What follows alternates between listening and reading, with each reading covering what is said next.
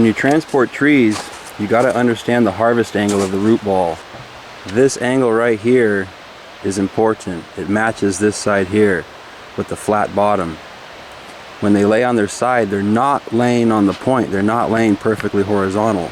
They're laying on this entire face here, which means the trunk sits at an angle, which means you'll need a trunk support to hold the trunks up.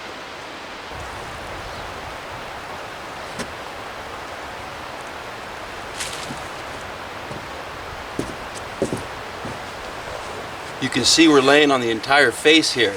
We're not riding up on the point. We're not standing down here on the bottom. We're riding on the entire side of this whole side face. And the support in the back holds everything at the right angle. It's important that this support can be adjustable to match your trees that you're hauling.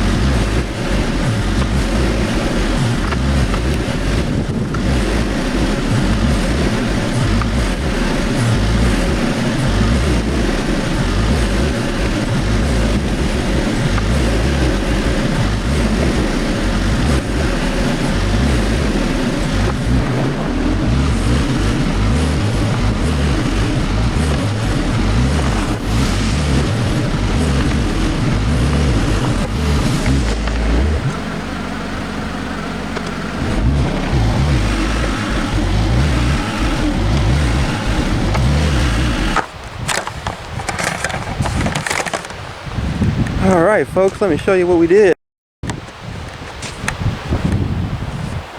This is a 4-foot square hole, 2 feet deep. We got a couple.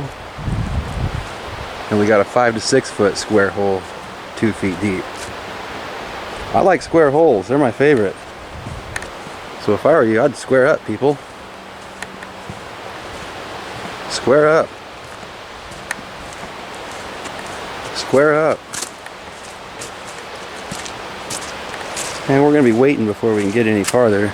We got one more to go, but it's going to be a week. All the soil that came out as stockpile, it's surplus. All of it will get amended. That's why it's set to the side. We're going to start with this pile here and amend it first. We got some beautiful sandy loam. It's more sand than loam, but it's better than clay. Anything's better than clay.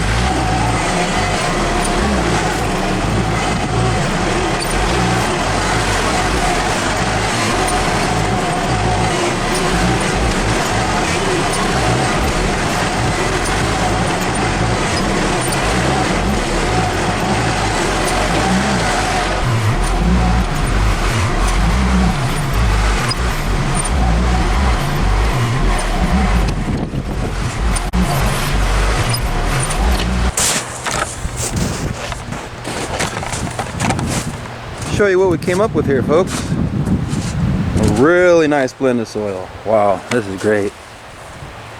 This is what you want. This is what you buy in bags. You can see the color difference from the soils we pulled out to the soil we have now.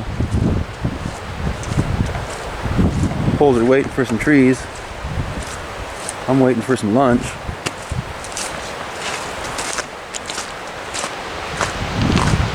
Look at the color difference. Amended, native, and pure compost. We got a healthy 2-to-1 compost to soil. This will grow what we want it to grow, and then some. That's what I've been waiting for.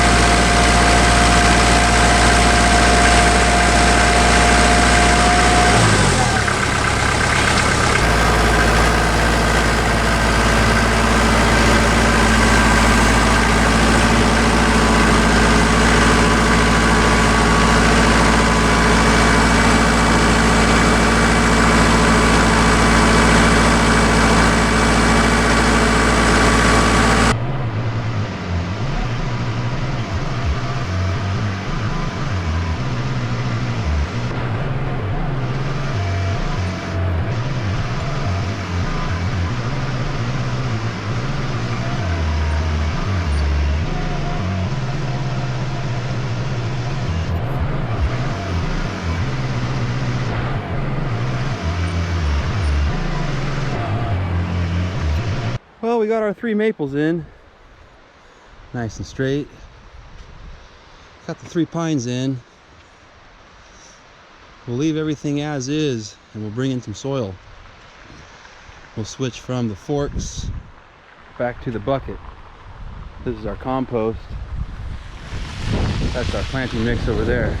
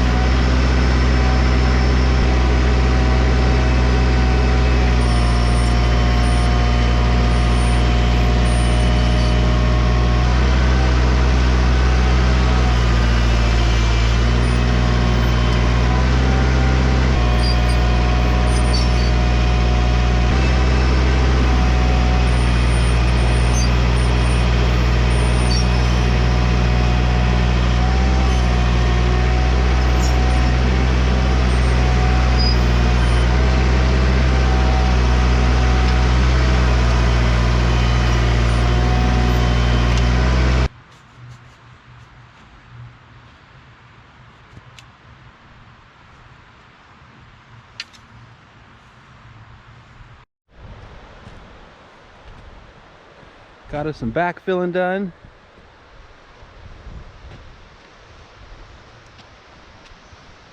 We'll do the touch up, the finishing work when we do the final gradient, bark, all that stuff.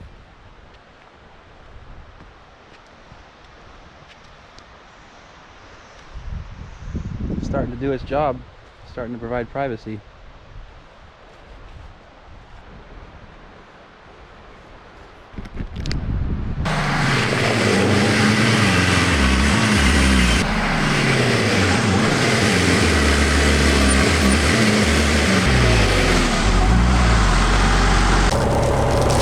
We're up at a different site now. I want to show you why we don't untie our trees till spring comes. Trees can be subject to relocation and repossession. This dogwood right here will be repossessed.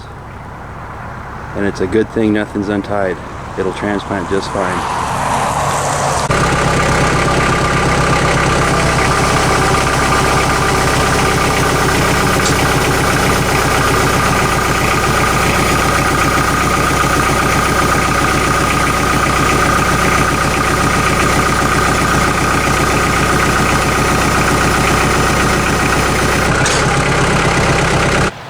When you measure a root ball, you're measuring to right here. This is a big dogwood, so this would be dug at 18 inches. You're not measuring all the way up here. Don't measure to the top of the trunk, to the top of the ball. This is wrong. This is the depth of your hole right here at the shoulder of the ball. 24 inches would be incorrect. 18 inches is correct. A lot of people ask me about layout and how I do the layout. I'll show you a trick my dad taught me. You take your bundle of flags, the white will be the hibiscus, green will be pine, red will be dogwood, and you throw them over your shoulder like that, and then we go see what we got. Well, it looks like we're planting one dogwood. That's the only one that's stuck in the ground. The other ones didn't stick, so you don't plant them. And if you don't like the layout, you just gather them up, gather these flags up, then throw them over your shoulder again. And what did we get? Looks like we're planting one pine up here in the compost pile. So we're doing one pine and one dogwood. And there's the layout. And again, if you don't like it, just gather the flags up and throw them over your shoulder as many times as you need to. If there's a plant you don't really like, then bend the flag a little bit. Put a big crease in the wire, and then you're guaranteed it won't stick. That way you don't have to plant that one. That's just what my dad taught me.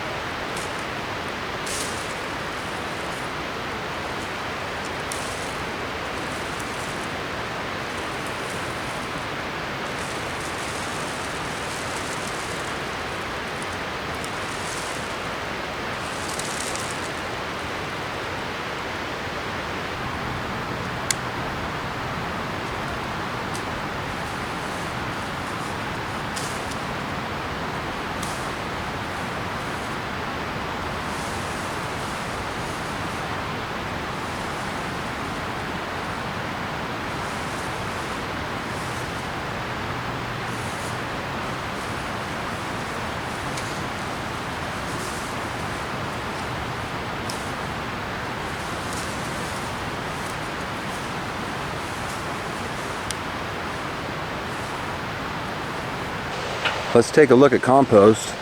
This is my product. This is soil from digging holes, and this is my 2-to-1 mix. 2 parts compost, 1 part soil. This is the second pile. That's all we have left of the second pile. Soil, compost. This is a much coarser, slower compost. It's not a fast compost. It's a moderate nitrogen rate. It's slower to deliver but longer lasting. This pile here is a hot compost.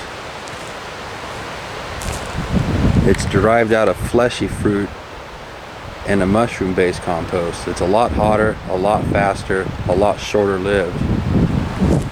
We can get in here real close and see it's full of pits, full of seeds. It was made out of fleshy fruit, a lot of fleshy fruit in here.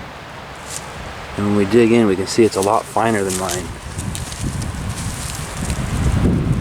Real fine, real fast. Fine is fast, coarse is slow.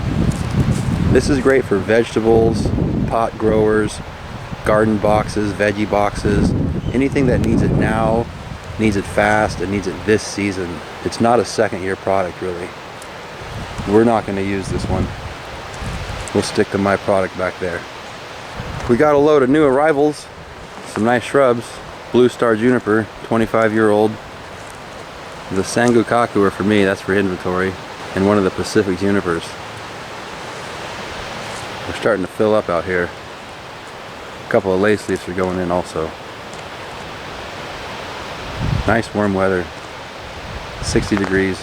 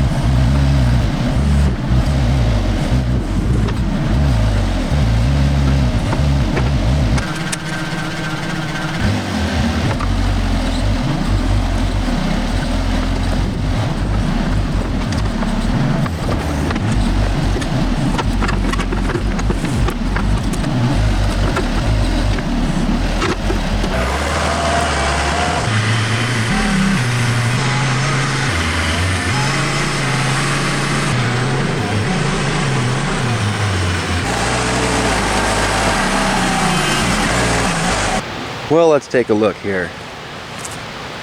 We got us some stones. Got us a giant blue star, Japanese maple, hibiscus, spruce, pine, maples, dogwoods, pines. Any derelicts, delinquents, bad neighbors make the best tree planting customers. These privacy plantings have been a guy's bestseller for 25 years now. Nudists, they always spawn good tree sales. The more nudes in the neighborhood, the more trees I sell. The more derelicts, the more trees I sell. So all you troublemaking neighbors, you just please raise as much hell as you can, because it only brings out more tree sales. Averaging about 6 to 8 feet spacing on these things. You can walk through here this year, but in 3 or 4 years, you're not going to be able to walk through here much. A little bit of topography between the shrubs and trees, mainly to use up some of the extra soil. Just looking at it from the backside, looking back in. I got 4 more big ones to plug in. These are 20 footers.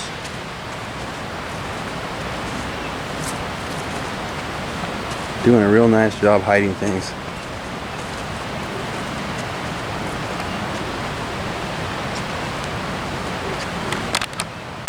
Well, let's see if we accomplished our mission of hiding things. I think there's 2 holes I could fill in through here. Looking good, looking pretty thick through here. Nice and closed off. A little thin, but this will leaf out and it will fill in real nice. Here's one spot. I might plant something somewhere right here. Just a little thin there. Nice and buffered, nice and buffered. A lot of stuff. That might need something right there. Closing off, closing off. And now we're back up here where nature starts.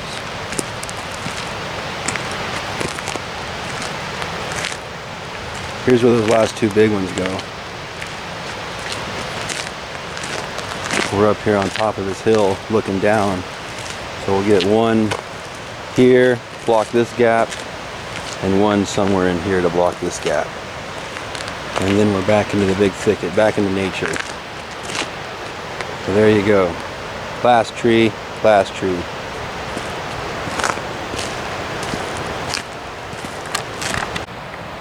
We're about mid-March. Nothing is leafed out yet. It's gonna be another 2 weeks before anything leaves out here. Let's take a look at these dogwoods.